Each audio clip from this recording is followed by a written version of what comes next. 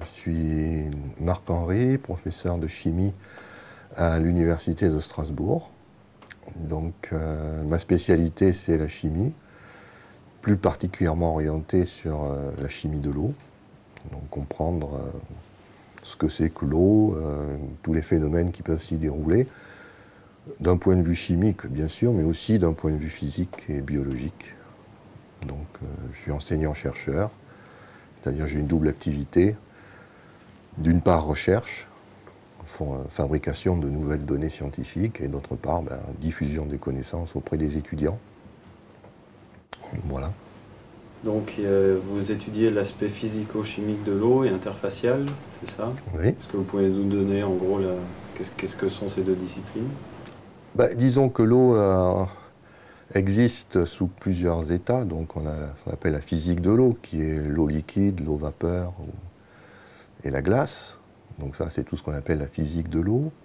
Ensuite, l'eau est capable d'agir comme un solvant, donc de dissoudre des espèces, et ça, c'est tout l'aspect chimique.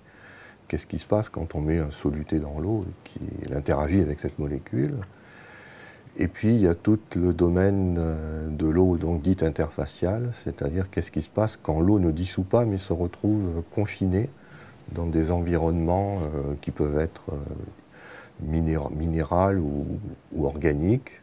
Donc minéral, c'est tout le problème de l'eau dans les sols, typiquement, l'eau dans les argiles. Et du côté organique, c'est tout le problème de l'eau dans la cellule. Comment se structure l'eau au voisinage d'une protéine, d'un ADN, des choses comme ça. Donc ce sont vraiment trois facettes de l'eau qui sont couvertes par une seule formule qui est H2O. Et c'est ça qui est fascinant, quoi. Avec juste trois atomes, on a un comportement extrêmement complexe, que ce soit aussi bien en physique, en chimie qu'en biologie. Et c'est pour ça qu'il y a beaucoup de chercheurs qui essayent de comprendre et qu'il faut être surtout pluridisciplinaire.